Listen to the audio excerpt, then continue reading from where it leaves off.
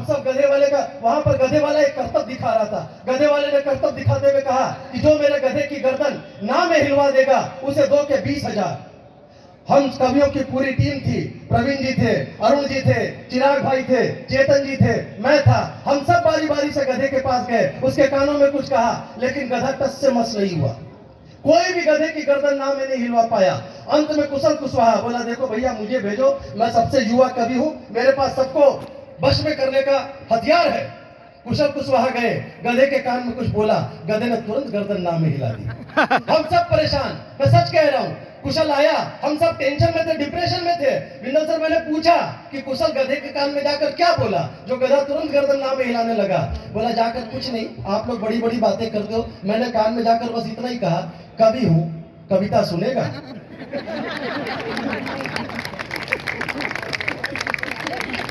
हाँ, कमाल तो अब करूंगा मैं, इसके बाद वाला कमाल अब आएगा। फिर क्या हुआ, घोड़े वाले ने डबल कर दी शर्त। बोला, अब परेशान गधे वाला बोला, आज तक मेरे से कोई शर्त के पैसे नहीं जीत सका, ये पहला व्यक्ति आया, उसको क्या पता बुलडोजर प्रदेश से आया था, ये पहला आया जो मुझे हरा कर चला गया। गधे वाले ने शर्त डबल कर दी, बोले इस बार जो मेरे गधे की गर्दन पहले हाँ में हिलवाएगा फिर ना में हिलवाएगा उसे दो के 40,000। हम सब ने फिर बारी बारी से ट्राई किया, हम सब फिर बारी बारी से फेल। अंत में फिर कुशल कुशवाहा जाते हैं, जाके कान में कुछ कहते हैं, गधा पहले गर्दन हाँ में हिलाता है, फिर कुछ कान में बोला, गधा गर्दन फिर ना में हिलाता। मैं फिर भारी डिप्रेशन में, कुशल मेरे पास आया, मैंने बोला, भाई कुशल कुशलेंद्र, ये तो बताओ इस बार क्या चमत्कार किया। बोला, बात बहुत आसान थी, आप सारे सीनियर कभी बड़ी बड़ी बातें करते हो, दर्शन शास्त्र करते हो, गधा बेचारा समझ नहीं पाता। मैंने बोला, तूने क्या किया वो बता। बोला, कुछ नहीं, जाकर कान में पूछा, पहचाना। हाँ, कविता सुनेगा तो तालियां कौन बजाएगा। और बहुत कमाल का कवि है हमारा। तब कहता हूं, ये जो तमाम अग्रिम पंक्ति में, जी भाई साहब, तो ये जिंदाबाद लोग बैठे हैं, बड़ा कमाल का है। मैं एक दिन इसके घर पहुंचा कुशल के, उस दिन गाजियाबाद में आंधी चल रही थी, ये 10वें माले पर रहता था, 15 माले की बिल्डिंग थी, जोरदार आंधियां चल रही थी, ऊपर वाले माले से टी शर्ट एक उड़ती हुई आई और इसकी बालकनी में गिर गई। ऐसा होता है हमारा उत्तर प्रदेश, हर चैलेंज में अपॉर्चुनिटी ढूंढ लेता है। ऊपर वाले की टी शर्ट इसकी बालकनी में, मैं देख रहा था ये टी शर्ट को ताड़ रहा था। मैंने बोला, कुशल सोच क्या रहे हो, वापस कर दो। बोला, नहीं भैया वापस क्या करनी, मैं सोच रहा हूँ मैचिंग की पैंट आज ही खरीदूं। मैंने बोला, फिर उत्तर प्रदेश वालों पेंट भी क्यों खरीदनी, एक आंधी का इंतजार और करो। आप लोग तालियां वाले जरा मिलके बजाओ। देखो, मैं तो बड़े कवियों की अगवानी में खड़ा हूं, अगले 2-2.5 घंटे आपके कैसे बीतने वाले हैं ये आपको खुद तय करना है।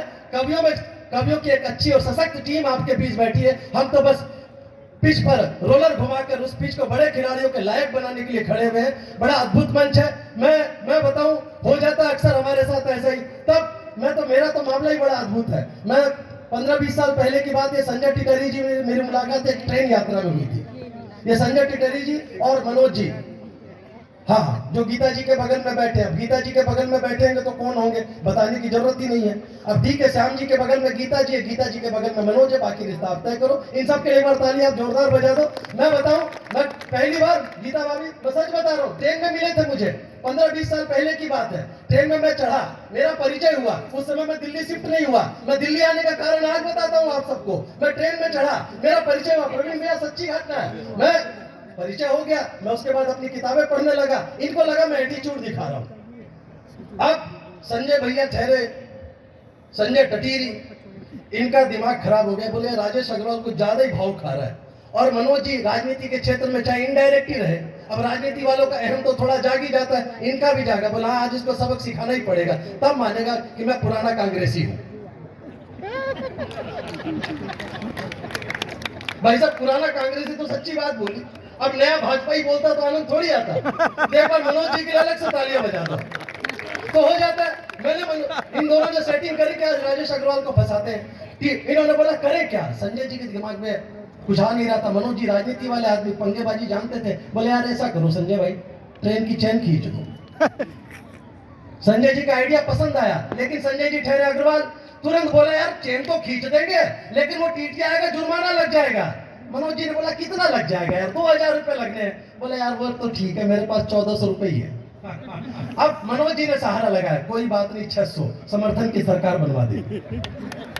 तो इन्होंने तुरंत समर्थन दिया कि 600 मेरे पास। बात मनोज जी के समझ, संजय भाई के समझ में आ गई। इन्होंने चैन खींची, उधर से टीटी आया, टीटी ने आते संजय जी की तरफ कदम बढ़ाया। संजय जी से पूछा ये ट्रेन किसने खींची? तब तक संजय जी का दिमाग फिर से चल पड़ा था। आईपी एक्सटेंशन वाले दिमाग चल ही जाता है। इनने बोला यार, मनोज जी को इशारा किया, अपन दोनों मिलकर राजेश अग्रवाल को लपेटते हैं। बोला ठीक है। टीटी आया, बोले चैन किसने खींची? बोला सर ये मिस्टर अग्रवाल बैठे, चैन इसने खींची। मनोज जी ने तुरंत सहारा लगाया, सर मैंने भी देखा चैन इसने खींची। टीटी मेरी तरफ, मिस्टर अग्रवाल आपको पता नहीं चैन खींचना पनिशेबल ऑफेंस है, आपको जुर्माना देना पड़ेगा। मैंने बोला सर किस बात का जुर्माना? बोला आपने चैन खींची। मैंने बोला मेरे पास रास्ता ही नहीं था, ये जो दोनों संजय जी और मनोज जी बैठे हैं, इन दोनों ने मिलकर मुझे कूटा। मैं ऐसे ही खड़ा रहूंगा जब तक सारे ताली नहीं बजाओगे। पिट पिटा कर आया हूं, इतना तो मलहम लगा दो मुझे। हाँ भाई साहब, सच्ची बात बता रहा हूँ। इनके बाद आपका नंबर है शर्मा जी। ना अभी पहले निपटाते हैं इनको। मैं बता रहा हूँ दिल्ली क्यों शिफ्ट हुआ मैं। अब मैंने बोला इनने मुझे कूटा। टीटी ने बोला कैसे मान लूं? बोला सर आप कूटने की नहीं मान रहे, इनने मुझे लूटा। मेरे पास 2000 रुपए थे, 1400 रुपए संजय जी के पास और 600 रुपए मनोज जी के पास। सर तब से मैं संजय जी को ढूंढता आईपी एक्सटेंशन में आके बैठ गया। आज ये मुझे लौटाने वाले। एक बार संजय जी के लिए तालियां बजा दो, बहुत कमाल का। तब समय की अपनी सीमा है। अग्रिम पंक्ति में मेरे तमाम वो लोग बैठे, प्रमोद जी से लेकर इधर में जिनका भी नाम लो, चाहे अपर्णा दीदी हो, चाहे नसीब भैया हो, ये तमाम वो लोग बैठे जिन्हें मेरा बचपन देखा है। इस अग्रिम पंक्ति के नाम 4 पंक्ति अपने समाज के सामने खड़े होकर कहता हूं कि वो एक बाग वहां हर दिन नए पौधे लगाता है, वो एक बाग वहां हर दिन नए पौधे लगाता है, उन्हें वो सींचता है, खाद देता है, सजाता है, निगहबानी करे उनकी सदा साया सा बनकर वो, उन्हें बढ़ता हुआ वो देखकर खुशियां मनाता है। वाह वाह, उन्हें बढ़ता हुआ वो देखकर खुशियां मनाता है। बहुत अच्छा आप लोग सुन रहे हैं। मैं तो बताऊं अद्भुत ही मामला अपना। मैं बिंदल सर, अभी मैंने संजय जी की असली कहानी बताई। बिंदल साहब ने पूछा मेरे से तेरी शादी कैसे हुई थी, अरेंज मैरिज या लव मैरिज? मैंने बोला जी हमारे जमाने में लव कहाँ होता था, पहले अरेंज होता था, फिर प्यार तो अपने आप ही है, हो गया तो हो गया, नहीं हो गया तो भी निभाना पड़ता था। मैं बताऊं, जब मैं देखने गया, देखने के बाद जब रिश्ता तय हो गया, गोयल साहब पत्नी ने मेरे से पूछा कि आपको मेरे में क्या पसंद आया? प्रमोद भैया सच्ची घटना एकदम, व्हाट्सएप पे बिल्कुल नहीं पड़ी होगी क्योंकि मेरे साथ बीती है। पत्नी ने पूछा आपको मेरे में क्या पसंद आया? मैंने बोला तुम्हारी आंख। भाई साहब कब से दिखा रही है? गलती मेरी, मैं कुछ कर ही नहीं सकता। मैं तो एक दिन ले गया घुमाने फिराने, पूरे दिन घुमा फिरा कर लेकर आया, घर पहुंचा। उस दिन अपार्टमेंट की लाइट गई हुई थी। मैं पिछले 25 सालों से पावर सेक्टर में काम कर रहा हूँ। पत्नी ने तुरंत निपटाया, ये कौन से पावर सेक्टर में काम कर रहे हो? अपने ही अपार्टमेंट की लाइट का ठिकाना नहीं है। मैं करता क्या भाई साहब, मैं मोबाइल से टॉर्च दिखाने लगा, पत्नी ताला खोलने लगी। 1 बार 2 बार 3 बार, ताला खुलने का ही नाम नहीं। वो झल्ला कर बोलती है ये ताला भी बिल्कुल आपके ही जैसा है, किसी काम का नहीं, आप ही खोलो। अब चाबी मेरे हाथ में, टॉर्च पत्नी के हाथ में। संजय भैया जैसे ही मैंने ताले में चाबी डाली, ताला खुल गया। मेरे अंदर का सीजीएम जागा, अधिकारी जागा कि आज पत्नी जरूर प्रशंसा करेगी। लेकिन भाभी जी पत्नी तो ठहरी पत्नी, तुरंत निपटाया। बोला देखा टॉर्च कैसे दिखाते हैं। हाँ अच्छा भाई, मैं बताऊं, एक बार पड़ोसन ने पूछ लिया मेरी पत्नी से, भाई साहब को क्या मिलता है, कितना कमाते हैं, कितना ले, क्या मिलता है उनको? मेरी पत्नी ने बड़ा मेरा सम्मान करती है, जवाब दिया, बोला उनको कहाँ कुछ मिलता है, वो तो सिर्फ लेके आते हैं। वाह वाह, तो हो जाता है। एक बार तालियां मिलके बजा दें। परिवार के तमाम लोग बैठे हैं, मैं गीत पढ़कर, समय की अपनी सीमा है, एक गीत पढ़ना चाहता हूं। तमाम परिवार के लोग बैठे हैं, परिवार के बीच परिवार का एक गीत पढ़ता हूं। माँ, वैसे तो माँ कह दो कविता हो जाती है। मैं भूखा हो गया हूं, जाने कैसे जान लेती थी, मैं भूखा हो गया हूं, जाने कैसे जान लेती थी, मेरी आहट से माँ मेरी मुझे पहचान लेती थी। भले भले भले कितना भी महंगा हो, खिलौना मिल ही जाता था, मेरी आहट से माँ मेरी मुझे पहचान लेती थी। एक बार सारा सदन हाथ उठाकर अपने माता पिता के लिए तालियां बजा दे। मैं अपने परिवार के बीच में एक परिवार का गीत पढ़ना चाहता हूँ, मंच का आशीर्वाद चाहता हूँ। स्वागत। कहाँ गई वो छत वो मुंडेरे, कहाँ गया वो कागा, मोती सारे बिखर गए हैं, टूट गया है धागा। कहाँ गई वो छत वो मुंडेरे, कहाँ गया वो कागा। मोती सारे बिखर गए हैं, टूट गया है धागा। मुझे सुलाने से पहले माँ कभी नहीं थी सोई, मुझे सुलाने से पहले माँ कभी नहीं थी सोई। रमन जी का सम्मान हुआ, मेरे भाई चिराग भाई का सम्मान हुआ। इन दोनों के लिए एक बार पूरा सदन फिर से एक बार तालियां बजा दे। मैं अपने परिवार के बीच में खड़ा हूं, आपके भरपूर प्रेम के बीच में एक परिवार का गीत गा रहा हूं। मुझे वैसा आशीर्वाद मिले जैसा पूरे देश में मिलता है। बहुत अच्छा। मुझे सुलाने से पहले माँ कभी नहीं थी सोई, मेरी हंसी पे हंसती थी, मेरे रोने पे रोई। मुझे सुलाने से पहले माँ कभी नहीं थी सोई, मेरी हंसी पे हंसती थी, मेरे रोने पे रोई। पहले मुझे खिलाकर खुद झूठा ही खा लेती थी, पहले मुझे खिलाकर खुद झूठा ही खा लेती थी। अपने आंचल के अंदर माँ मुझे सुला लेती थी, अपने आंचल के अंदर माँ मुझे सुला लेती थी। माँ के सर सहलाए बिना कभी नींद से जागा, माँ के सर सहलाए बिना कभी नींद से जागा। मोती सारे बिखर गए हैं, टूट गया है धागा। मोती सारे बिखर गए हैं, टूट गया है धागा। माँ को करके याद अभी तक बाबा रो लेते थे। वाह। मेरी माँ सिर्फ 38 वर्ष की थी जब मेरी माँ को खोया, और इस कोरोना ने मेरे पिता को भी मुझसे छीन लिया। मैं मातृ पितृ विहीन हो गया। लेकिन ये समाज मिलता है तब ऐसे गीत पढ़ता हूँ कि माँ का, अक्सर मैं इन गीतों को पढ़ते समय भावुक हो जाता हूँ, मेरे रोंग खड़े हो जाते, तब कहता हूँ माँ को करके याद अभी भी बाबा रो लेते थे। माँ को करके याद अभी तक बाबा रो लेते थे।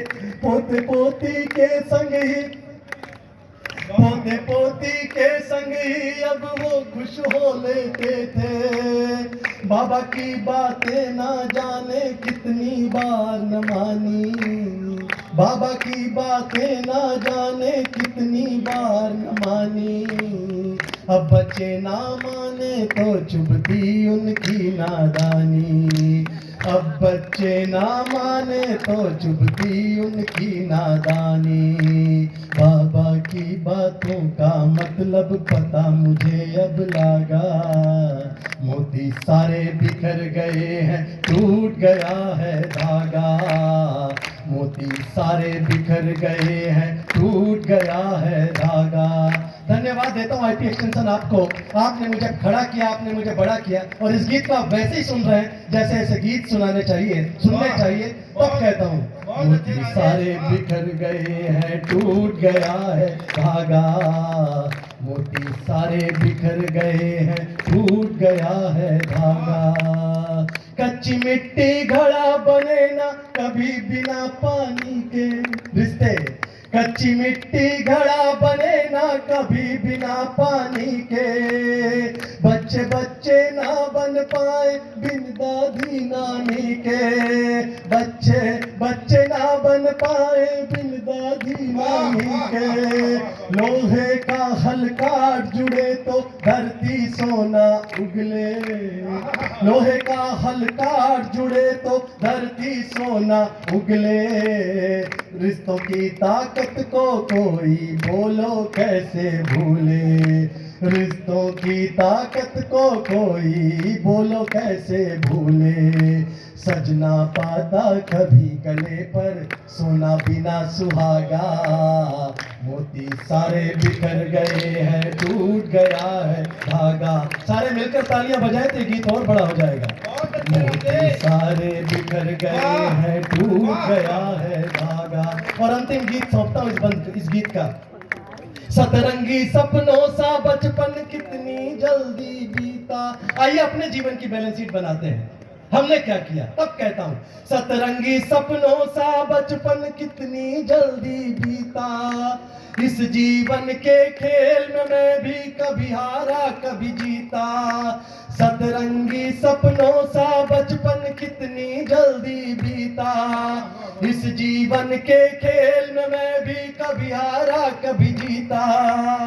सोचा करता हूँ अक्सर कि क्या पाया क्या खोया, ना जी भर कर हंस पाया ना जी भर कभी भी रोया, ना जी भर कर हंस पाया ना जी भर कभी भी रोया।